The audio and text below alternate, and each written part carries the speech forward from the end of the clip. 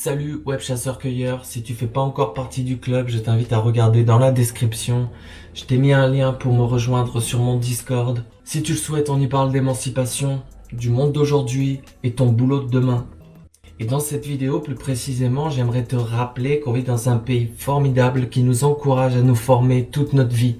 Il nous encourage, mais surtout nous finance. Alors tout le long de ta carrière, chaque année, tu peux et tu as le droit à une formation individuelle. Et malheureusement, très peu de Français prennent le temps de se renseigner et font les démarches. Parce que, comme souvent en France et comme dans beaucoup d'administrations, il y a des obstacles et des difficultés. Alors que tu sois salarié, travailleur indépendant ou apprenti en apprentissage, étudiant ou demandeur d'emploi, tu peux demander ce qu'on appelle le CPF. Le CPF, c'est ton compte personnel de formation. Il est bien sûr calculé sur ton temps de travail effectué et peut financer ton projet de formation à hauteur de 500 jusqu'à 5000 euros plafonnés par an. Pour les métiers, les salariés dits peu qualifiés, ce sera entre 800 et 8000 euros. Alors, c'est une chance, mais encore faut-il la saisir.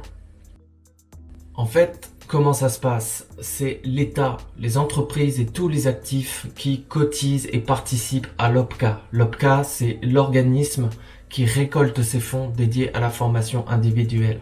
C'est elle qui fixe les règles, qui calcule et valide toutes les demandes. Elle te redirigera ensuite vers un sous-organisme qui correspondra à ton secteur d'activité ou encore ta position géographique. Si tu es salarié, bien sûr, tu vas dépendre de ton service RH. Ils vont alors regarder ton crédit horaire et vont valider ton projet, notamment à savoir si tu vas faire cette formation sur ton temps de travail ou non. Mais derrière, c'est toujours l'OPCA qui déclenche le financement. Alors, si ton employeur fait preuve de mauvaise volonté, tu peux contacter directement l'OPCA et demander l'accompagnement d'un conseiller en évolution professionnelle. Dès lors, en dehors de ton temps de travail, tu pourras passer outre la validation de ton patron. C'est finalement exactement la même démarche que le travailleur indépendant. Le travailleur indépendant va donc contacter l'OPCA, trouver l'organisme agréé qui correspond à son activité et il va constituer un dossier dans lequel il va mettre d'abord le devis de l'école ou du centre de formation, mais ça peut être une formation en ligne aussi. Il va mettre une lettre détaillée, argumentée concernant son projet. Il va aussi justifier de son temps de travail. Ensuite, il va envoyer ce dossier à une commission qui prendra entre 2 et 4 semaines pour valider la demande. Alors, je te conseille de t'y prendre à l'avance. Si tu es chômeur, tu dépends bien sûr de Pôle emploi et si tu es étudiant en apprentissage, bien sûr, tu as travaillé, donc cumulé des heures de travail, donc tu as également le droit à ton CPF. En réalité, ce sont les mêmes modalités pour tout le monde. C'est parti.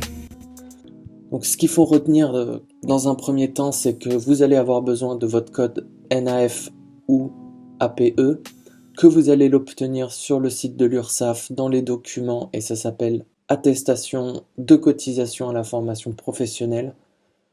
Le site Datadoc pour trouver des formations. Je vous mets 2 autres petites adresses et un article qui explique assez bien la procédure.